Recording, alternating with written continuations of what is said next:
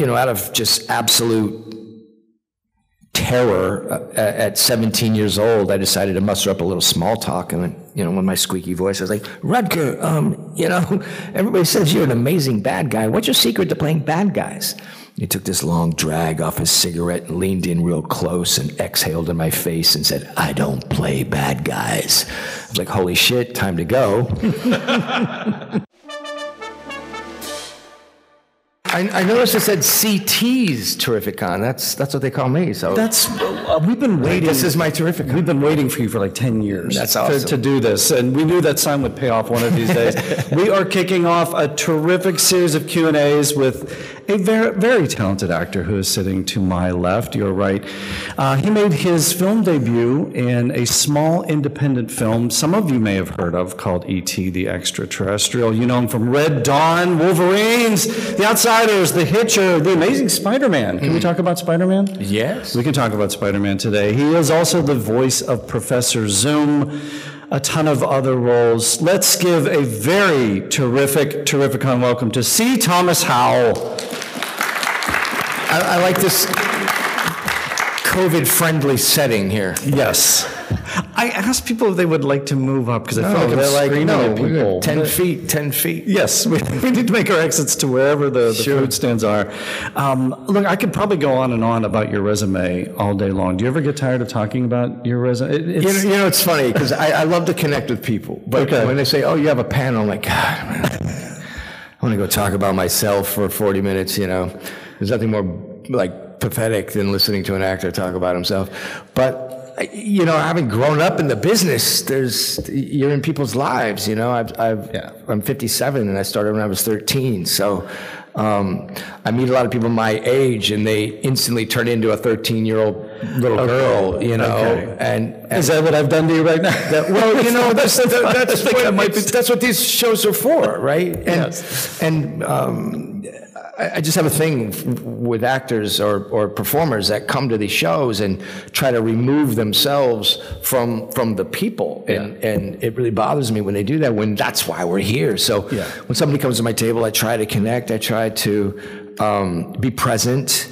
And it's really not about an autograph. It's about the moment that you're sharing. And if you're aware of that, I walk away with a full heart as well. So, these people come to see me, but I come to see them. And with that attitude, it makes it a much better experience for me as well. So, having grown up in the business, and again, I've been fortunate enough to have been in, 250 productions, some of them great, some of them not great. Right. But to see where people have connected with me is always sort of fun, whatever the project is. Well, many of them too, not just good or great, but receiving cult status, iconic status. I mean, you've been in many of those. What do people scream out at you most? I mean, are they screaming Wolverines? I'm getting Stay Gold, Wolverines, a lot of Reaper fans. Okay. Criminal Minds. Yeah.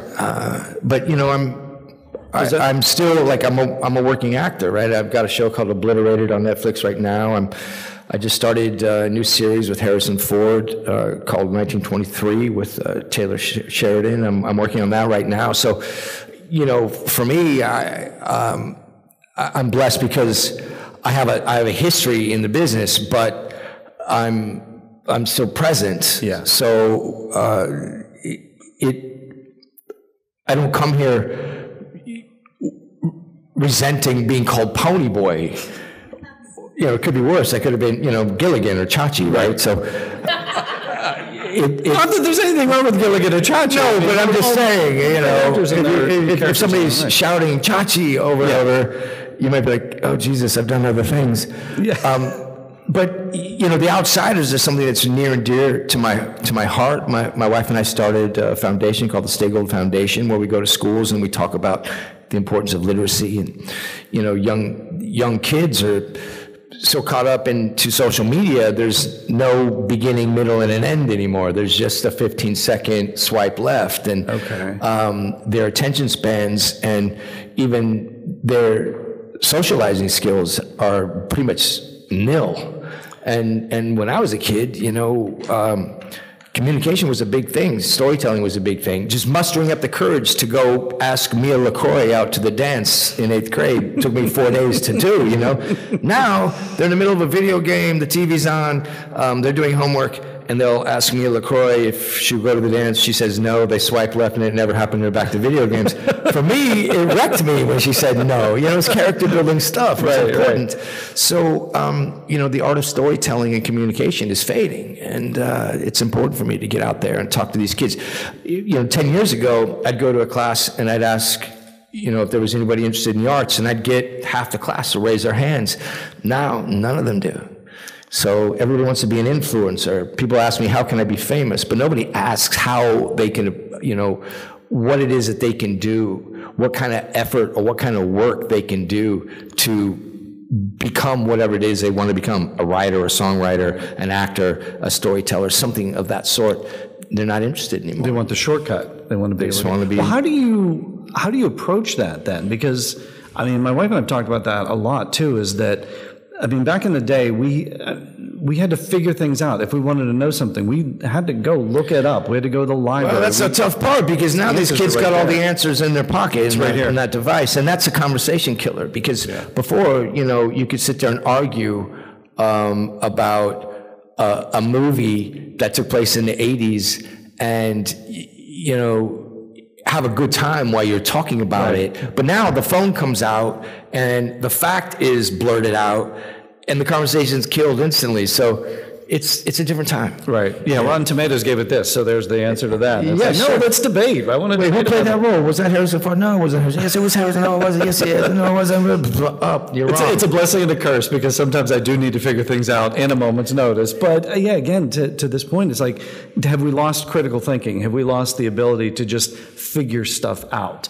So, man, how do you? Yeah, just curious. Well, how do you? When we were younger, finding an answer was a beautiful moment. You know, we did a book report, and we needed the L encyclopedia, and somebody had to check that. Like, holy shit! You know, Lithuania. I need to know, and you have to wait. Go to the library. But finally, you get an answer. It was like, you know, a celebration. But yes, there's no more of that. You mentioned kids can't even cursive write. You know, when I sign things, they'll be like, "What does that say?" I'm like, "This is stay gold. What's wrong with you?" You know what I mean? You're still they can't even read it. Are you printing now? Do you have to? You know, it's no. Of course, it's motivated me to continue cursive writing, but more and more. Okay. You know, unless they're using their thumbs, they can't read it. Yeah, it's amazing. Well, a whole different. Anyway, I digress. I know. We'll do something. Yeah. It's barking. We're like alone here. No, that's fine. Well, look, if this is the best place to be. You mentioned one of the series you're working on now, 1923. I meant, my full disclosure, my wife and I watched the first season, and my God, I mean, it just we got so wrapped up in it. And then when you see Harrison Ford and you see him in that type of role that we want to see him in, but television is so different today. I mean, it used to be like you'd have a series, you'd have to have 23 episodes, it's every week. Now you're putting out the storytelling, I think, is tighter. Yeah. I think you can put those things out, but my goodness, the wait in between seasons, it's like... And you only get 8 episodes. Right. Can you, and you binge them, and then you go through, and then we got to wait for this. Can you give us anything? How far in to production are you? Can you give us anything about your experience? Well, the interesting thing about this show is that we don't shoot them in order. Okay. So there's 8 episodes. Script's all done. Like, I'm starting on number 5, but I come in earlier, but I'm just saying my first scene is scene 5. So the scripts are all in. You know, back in the day, of course, you never shoot anything in order, but for example, The Outsiders, we tried to shoot it in some sort of sequence and from the beginning to the end. But it's all about the dollar now and locations. And, at least for us, you know, and a lot of times, like when I was on Southland, which I did for 5 years, you'd get your script, but they, you know, we're still writing 2 or 3 scripts ahead. You know, this is locked in, and you have everything all at once, so you can know the whole story. You know, Sheridan is up doing, Yellowstone in Montana. We're down in Texas. Okay. Oh, you're actually filming. So he's doing 2 or 3 things at once. You know, he's getting the John Benet Ramsey show up and going. He's doing that. I mean, the guy is so prolific. I mean, he's got, you know, was it Tulsa King? Yep. And I think that's coming back for another season. It's coming back. And what's the Jeremy Renner show? King of... right? Yep. Mayor of Kingstown. Yeah. I mean, the guy, you just go, how are you doing this?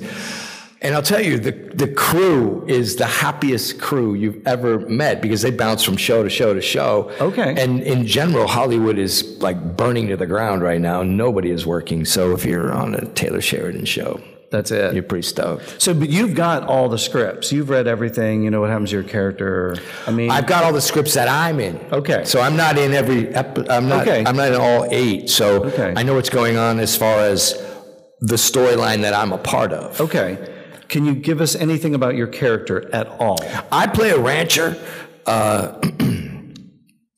And that's pretty much all I'm going to... That's fine. Yeah. Nope, that's fine. I get it. I'm seeing the look, too. I'm seeing the mustache. Well, I learned once, because you want to talk about Spider-Man. Here's a Spider-Man story. We'll do Spider-Man. So, you know, I got hired to do this sort of small role, which took like 5 weeks of shooting for, 10 minutes of footage.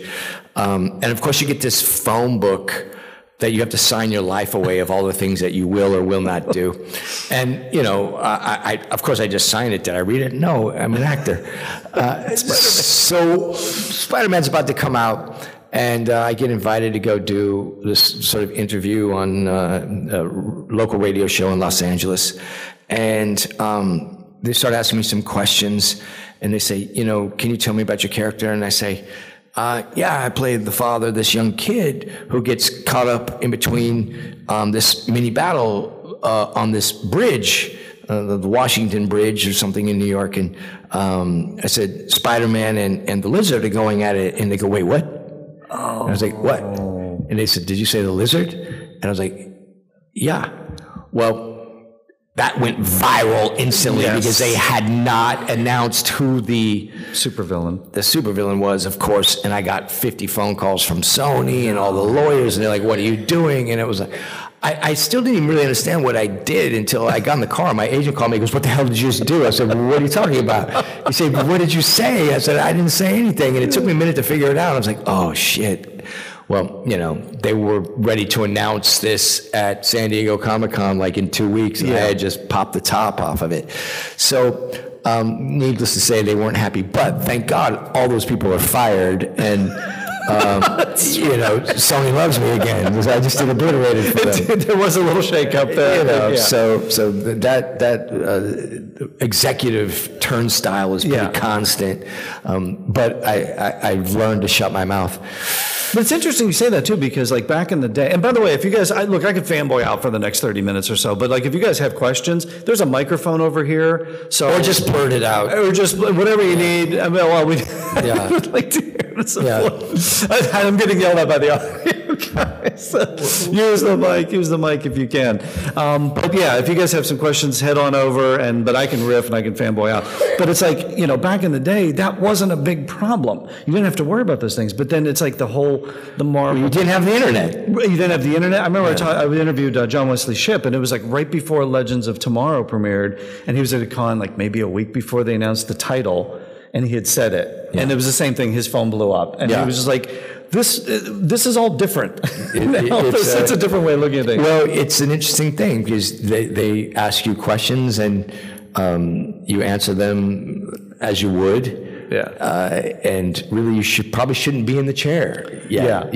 So it's a funny thing. A lot of times they'll say... You learn quickly, right? Well, they say you can take pictures, but you can't post them until episodes run and things like that. Okay. But at that point, it's like, a year later, you've done 2 other projects, right? And you've forgotten everything, and you don't even want to post that anymore. No, it's 2 years ago, right? It takes all the fun out of it. But you've worked with Harrison Ford? Not yet. Okay, all right. Not yet. All right, you're looking... Are you a Harrison Ford fan? A huge Harrison Ford fan. Yeah, like a Han Solo, Indiana Jones. Like you're like, that's American Graffiti. Yeah. Okay. So can you turn The Fugitive is probably my favorite. Can you turn fanboy off and then? Well, yeah, pretty quick. Okay. because, you know, So you have to understand, he was married to Melissa Matheson when she wrote E.T., and that was my first picture. So, like, there's, you know, having grown up in the business, it's a little different for me because, you know, I go on a set. If I'm a guest star of a show, usually that's the worst job to have in the business because most actors, they show up as a guest star and they're eating alone and they're not talking to anybody, and it's pretty isolating. But, you know, I've spent 45 years in this business, so I'm 57. Generally, we have crossed paths somewhere. Yeah. And you'd be surprised, you know, there's a lot of Outsiders fans, and I'm invited into the lunch room, you know what I mean? Yes. So, and everybody's in that fight. And I've probably worked with a lot of people that you have worked with, even though we haven't met, and it's a small business, so, you know, Hollywood's a small town. So it really should be 6 degrees separate of C. Thomas Howell. Pretty much. That should be the thing too. Yeah. And Harrison Ford filmed a scene in E.T. You weren't there for that, though. I don't recall that. He was the principal.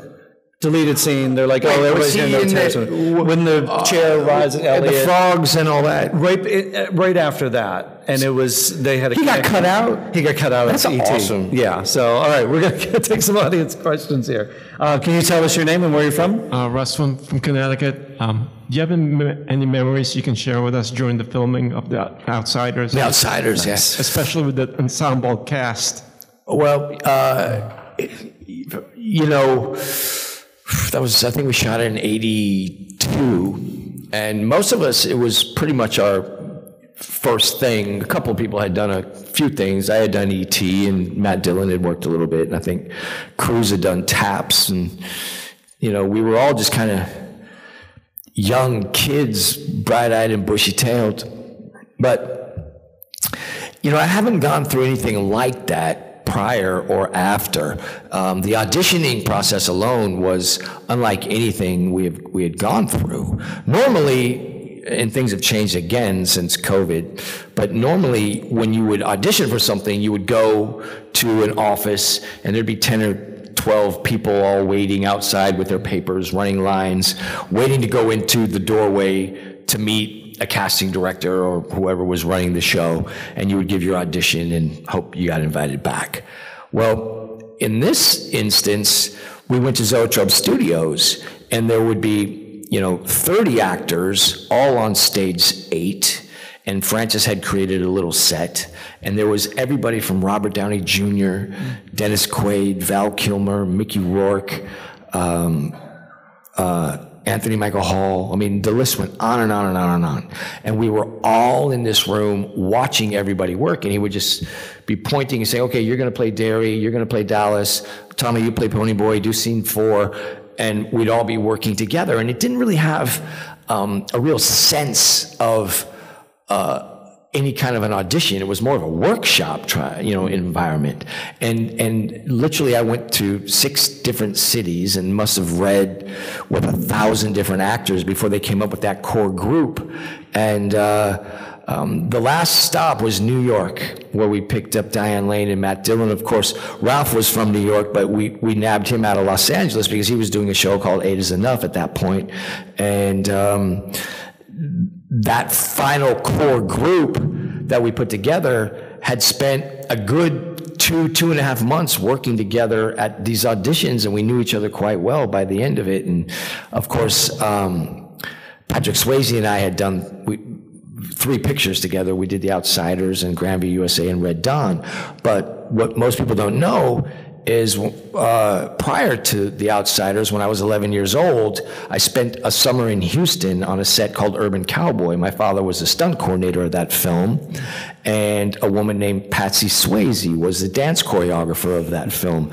And I spent a summer with Patrick, who took care of me for my father down in Houston. So when we started working together, I had already known him and his family for a couple of years, so he was really like a true brother to me, and one of the most amazing, giving, gifted actors that I had the privilege of working with.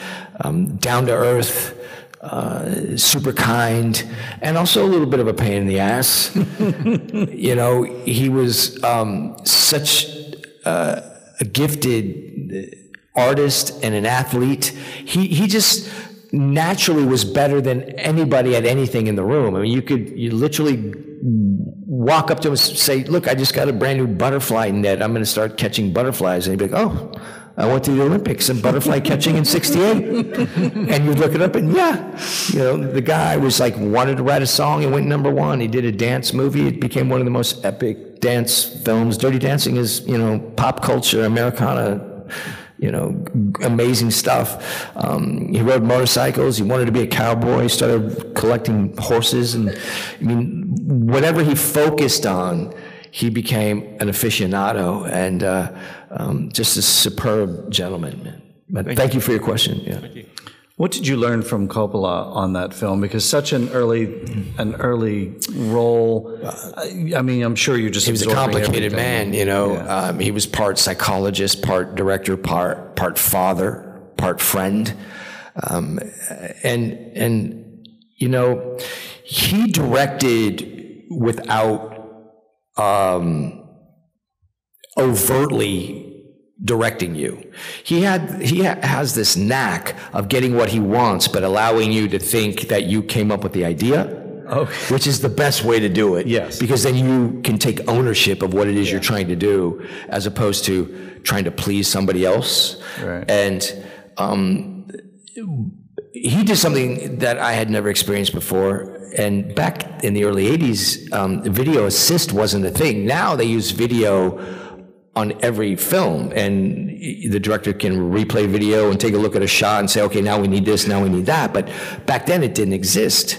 So he brought us in 4 weeks early, and we shot the entire film on videotape, which they edited and screened for us before we ever rolled film. Whoa. And there was a sense of competition between the greasers and the socias, because every weekend we would have, you know, a barbecue at the park and a football game or a basketball game or bowling night, and they'd show up in their matching tracksuits with names on the back, and we didn't have shit, you know.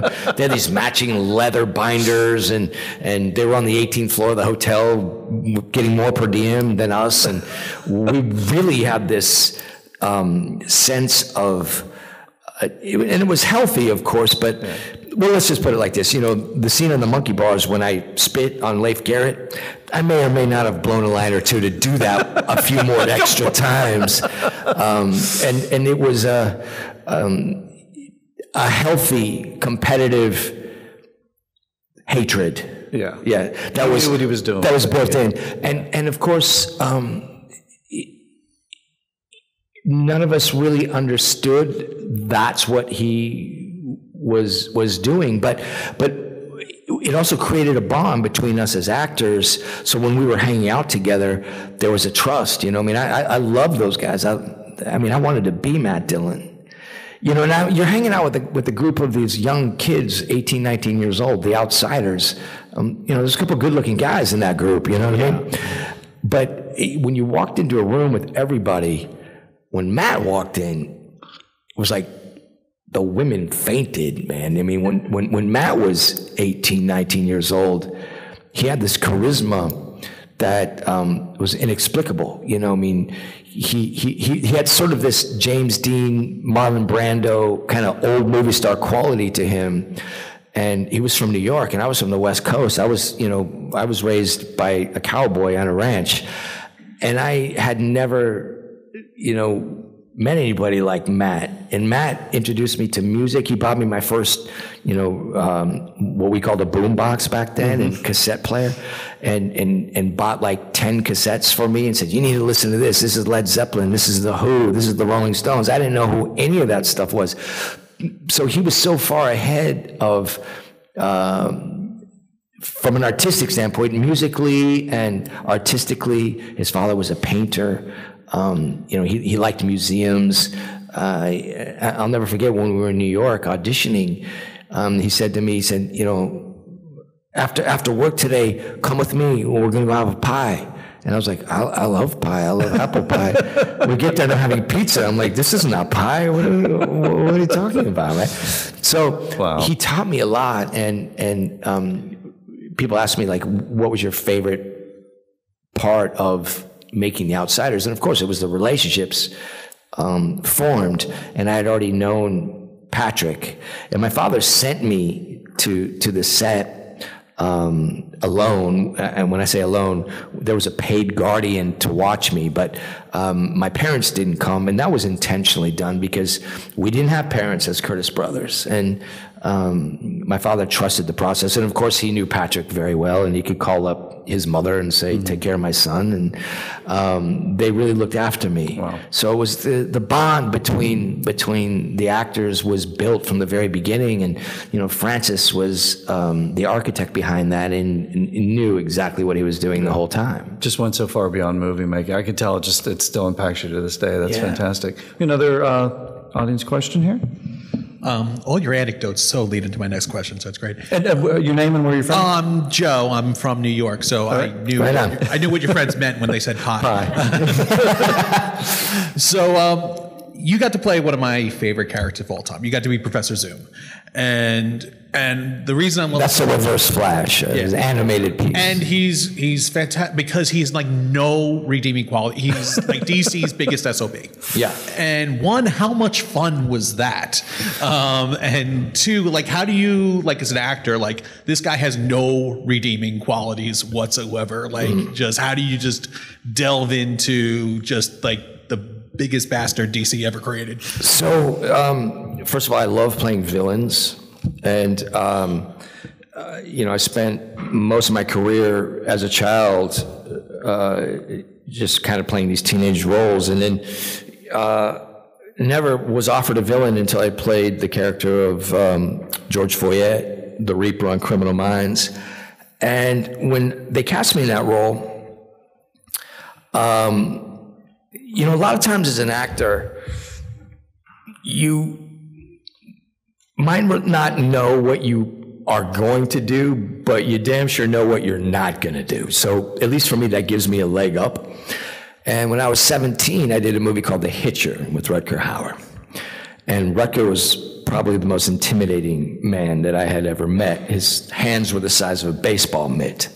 And when we started filming The Hitcher, the production was petrified of this man. Like, nobody would speak to him. And about 3 weeks in, he finally came up to me and said, I think we should have lunch together today. And I was like, holy shit. Okay. So I grabbed my little tray and went to his, he had this bus that he was basically living on. And we sat down, and he would chain smoke these filterless Camel cigarettes, and I was picking through some potato salad, and it felt like an eternity went by. And he wasn't saying anything. He was just sort of staring out the window and smoking, occasionally glancing over at me, and I was scared to death. And so, out of just absolute terror at 17 years old, I decided to muster up a little small talk, and with my squeaky voice, I was like, Rutger, everybody says you're an amazing bad guy. What's your secret to playing bad guys? He took this long drag off his cigarette and leaned in real close and exhaled in my face and said, I don't play bad guys. I was like, holy shit, time to go. And that rattled around in my head for 25 plus years. Of course, I didn't have the depth at that time artistically to understand what he meant until I got the role as Foyet. And I started to reflect upon what he had said, and I was old enough to understand different aspects of the work at that point. When you're 17, irony isn't something you have a real grasp on, and Rutger, I started to really analyze his roles, and what he meant was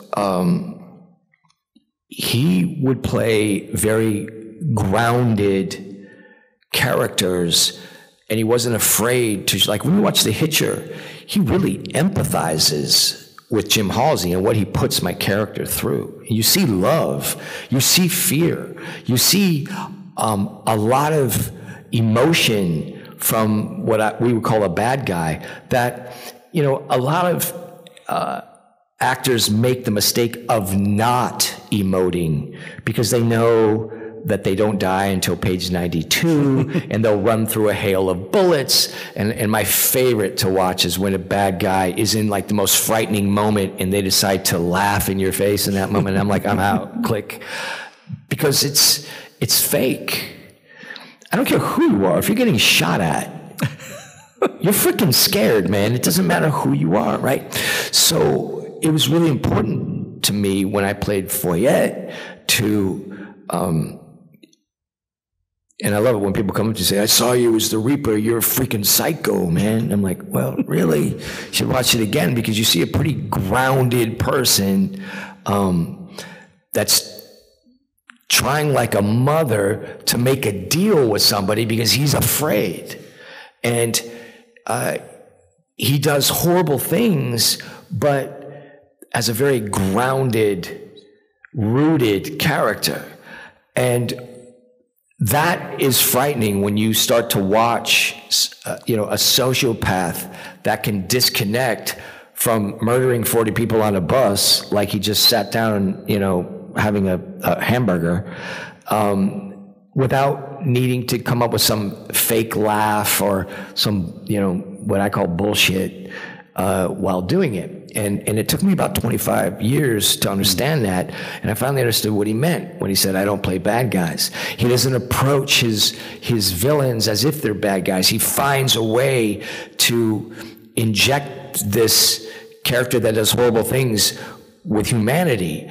And what happens is the audience then can connect to you. And they don't disconnect from you, but they understand, and then they hate you even more. So many people come up to me and go, oh my God, I hated you so much in Criminal Minds, but you're my favorite character.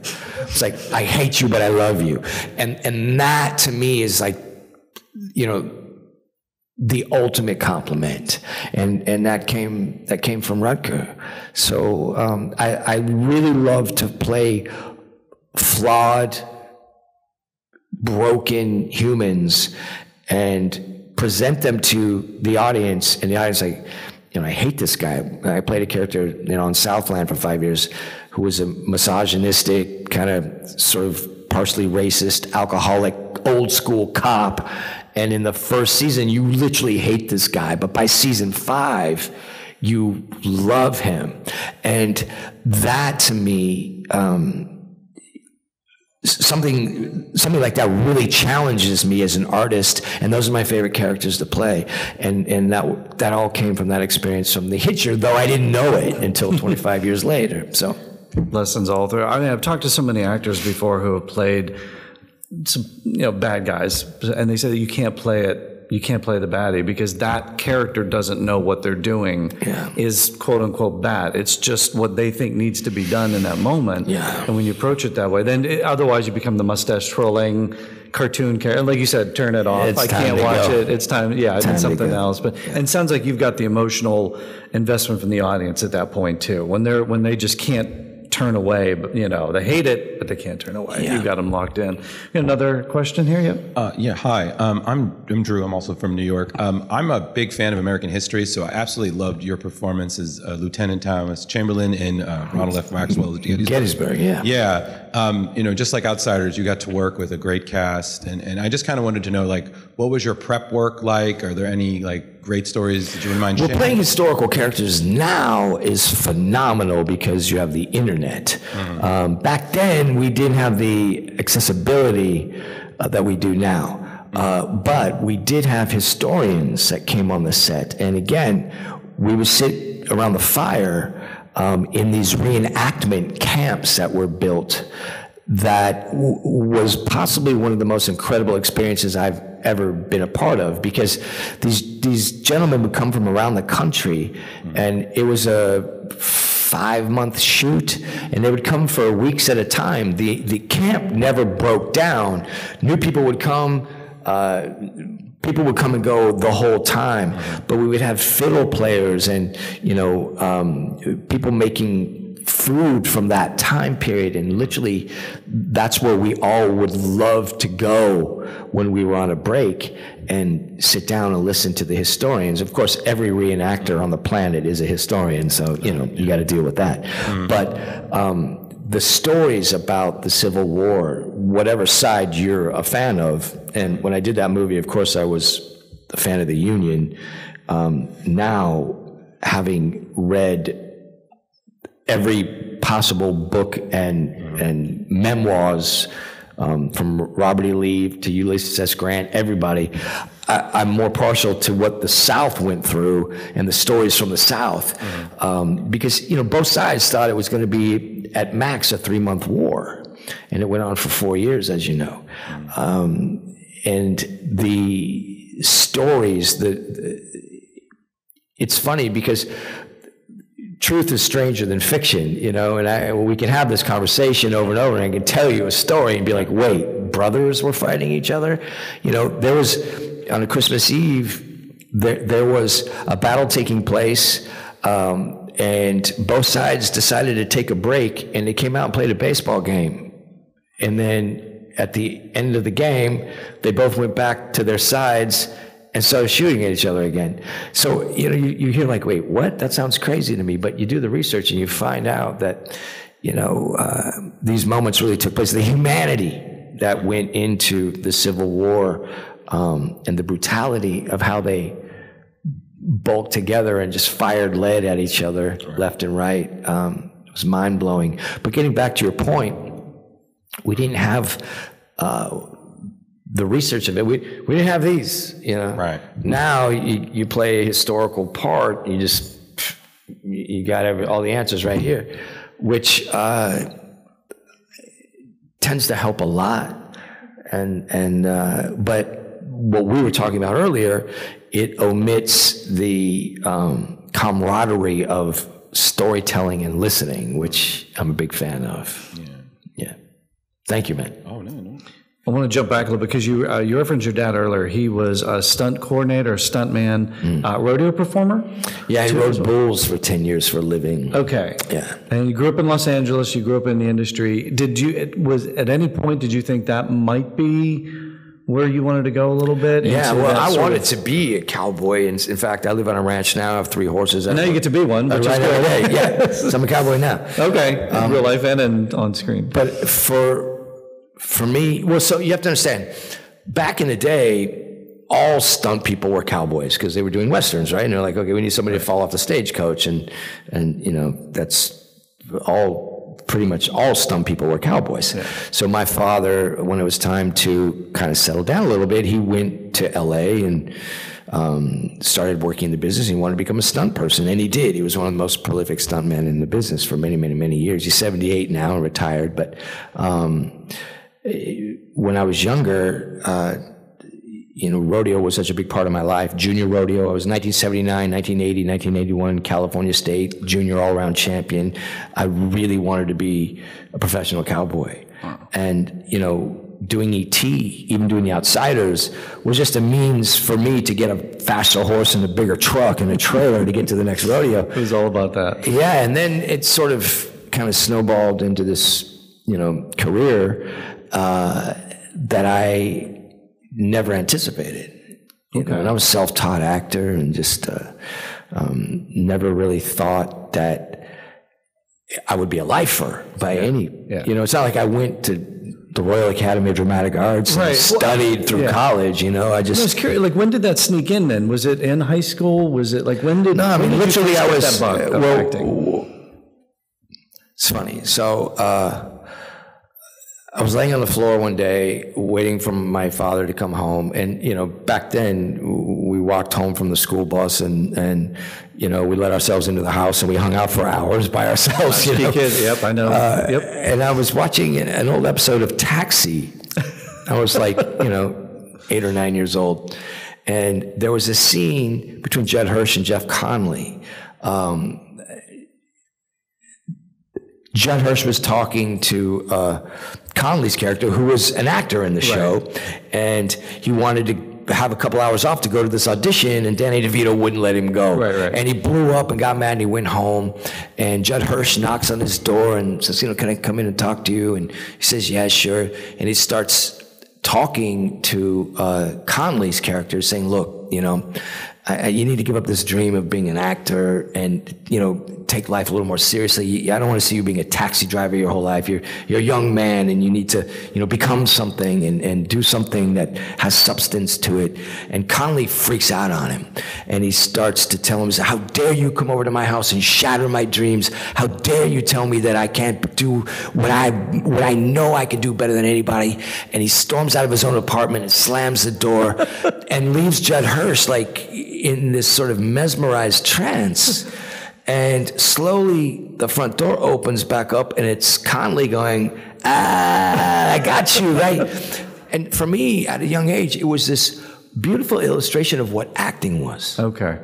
And it really hit me deep in that moment. From episode of Taxi, that's fantastic. Episode of Taxi. And I was like, okay, this is something that I think I want to do, because I was going to the set with my father and thinking I'd probably do stunts, but when I understood what acting was, at that time, I thought, okay, this is something I could do. And of course, out of the blue one day, my father picks me up from school and says, we're going to go meet this guy named Steven Spielberg.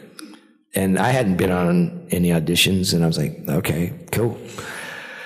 And he shoves a pack of Marlboros in my hand and a book of matches. He says, you have to learn how to smoke this. And I was like, okay. And I'm like, turning green, trying to learn how to smoke a cigarette as we're on our way to this audition. And we go into the casting room and there's 6 guys. They all look identical. They all look like, John Stamos with black feathered hair and beautiful blue eyes. And I was like, Daddy, let's go, because I am not that and I'm not going to get this part. And he said, just wait. So they all went in one at a time. And finally, it's my turn to go in. I walk in, and there's, I'm sitting on a stool, and there's bright lights pointing at my face, and there's Kathleen Kennedy, Frank Marshall, the producers of Raiders of the Lost Ark, and Steven Spielberg, and Mike Fenton, Marcy Liroff, all these casting people, and a couple of other suits. And Spielberg starts asking me some questions. He asks, if I can ride a bike. I'm like, of course I can ride a bike. He's like, your father's a stuntman? I'm like, yeah. Some person, I have horses, we rodeo, and hands me a page, and we weren't allowed to read the script. It was top secret. So right. I had this page of dialogue that they've torn out of a script for me, and I read a few lines with him. And he said, how do you feel about smoking a cigarette? And I was like, hold on. Pulled out this rumpled pack of Marlboros, stuck a bent cigarette in my mouth, and started striking a match. He was like, okay, kid, you got the part. Your dad knew. Did he have the script ahead of it? I mean, nobody did. Nobody did. Well, somebody tipped him off. No, of course. So the role had been cast already. Yeah. Okay. And it was a young Mormon boy who they had cast, and his mother came and said, well, he can't smoke the cigarette. Wow. And so they said, we're going to replace you. So he knew why. And so it was like, we need a young kid that will do this. Oh, man. And he starts in a week. So it was completely by fate. What timing? I mean, yeah. And my father, and ended up in one of the biggest. Well, what happened was my father had a commercial agent, and my father was the Marlboro Man for 5 minutes, and he'd done a lot of commercials, a Nescafe commercial and a few things. Well, that commercial agency had a theatrical department, and I had gone in with him a few times while he had some meetings, and they called to my father and they said, listen, there's a part that we think Tommy might be right for. Can you bring him in? And they explained to him what he needed, and of course he just stopped and picked up a pack of Marlboros and crammed one in my mouth and said, learn how to smoke this. Dad knew. And that's amazing. In the time we have left, I do want to fanboy just a bit about E.T. a little bit, because, I mean, you and I are the same age. It's like, that's my sweet spot right We're there. old. I mean, yeah, but I was riding bikes. I was doing the whole thing, and it was everything. And it was just like, had you known at that point, Raiders of the Lost Ark, Close Encounters of the Third Kind, Jaw, like, had you kind of known that, or was this, you're learning that as you're going, and there's this guy named Steven Spielberg there? I didn't know him. I didn't know Coppola. Okay. And I think that gave me an advantage. A distance. Because I didn't want anything from them. Yeah. I wanted to compete in rodeo. Okay. I wanted to go home and ride my horse. Yeah. And there were other people that were there that wanted to be a star. And I still to this day, I don't give a shit. Like, I don't have a publicist. They call me and say, do you want them? I'm not going to pay some clown $4,000 a month to get me in people's picks and pans. I don't give a shit. Right.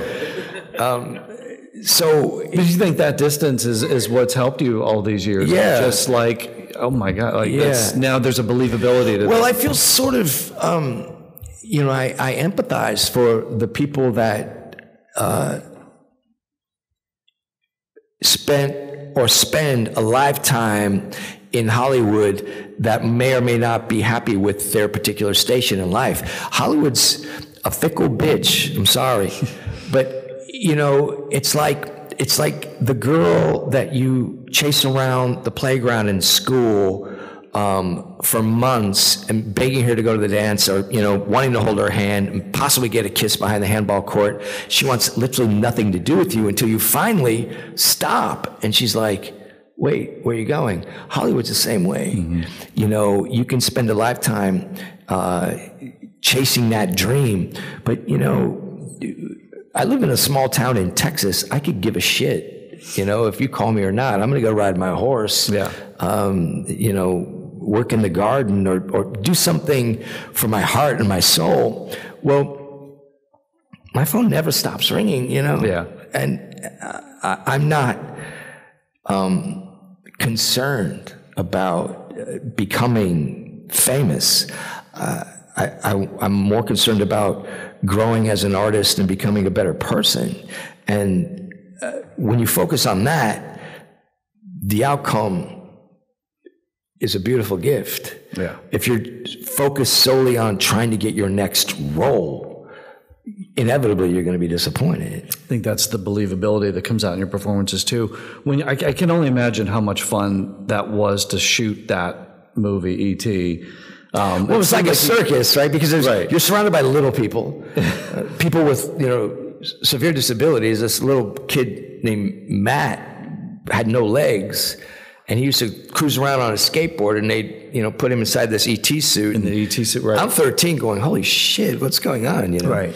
And of course, the actual puppeteering of ET. There was 12 people doing the mechanics, and of course now they would just computer generate CGI, all the images. You lose all the you lose everything. And you guys, there was an inevitable.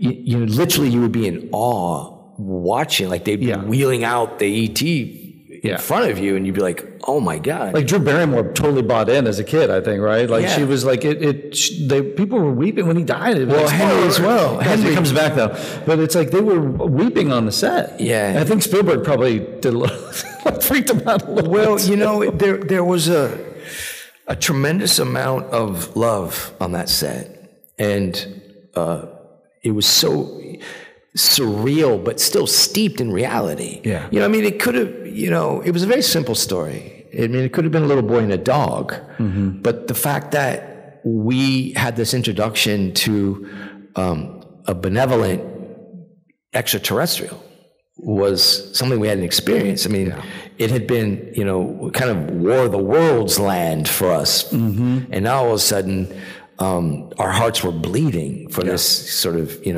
Reese's Pieces eating little character. And imagine that guy, because they went to M&M's first and said, we want you to be our candy. And M&M said no. Nope. And that guy got fired. Yep. And he's selling cars. Nobody likes Reese's Pieces, but we all eat them now because of that. That's exactly right. Crazy. No, the movie still gets to me. I think it's all of us to this day, too. Next up is Reagan. You're playing Secretary of Defense Caspar Weinberger? Yeah, that's coming out here in a couple of weeks. Okay. Yeah. Amazing experience. Dennis Quaid? Dennis Quaid and Penelope Ann Miller played Nancy. Oh, wow. Okay. It's a long story that's based more on the life of Reagan. And I play Caspar Weinberger, and basically during the Cold War, and, my scenes are all sort of based in that top secret office giving orders. But the story is more about Reagan and his span over the years than just that particular political moment. Okay. I've done a couple of pictures with Penelope. Both of them are fantastic to work with. Again, you're talking about playing a historical character, and Caspar Weinberger had a kind of a shady ending to his political career in his life. We don't need to get into that. But for me to bite into that moment and present that work was great. Yeah. And I really enjoyed that process. We're looking forward to that. You're here all weekend. Everything we've talked about and even more is now at your table. You're going to be having conversations with everybody. Yeah. You're going to be signing things. Come on, talk about everything. My goodness, we go on and on about your career forever. But well, thank you all thank you, but most importantly, thank you all for coming. Yes, appreciate it all these years. Thank you so much. C. Thomas Howell, everybody. Appreciate you, man. Thank you so much. Y'all have a great weekend. Hey, this is Alex Malari Jr., and you are watching Fandom Spotlight. Be sure to hit that like button, share, and subscribe. Your Emperor commands it. Thanks for watching.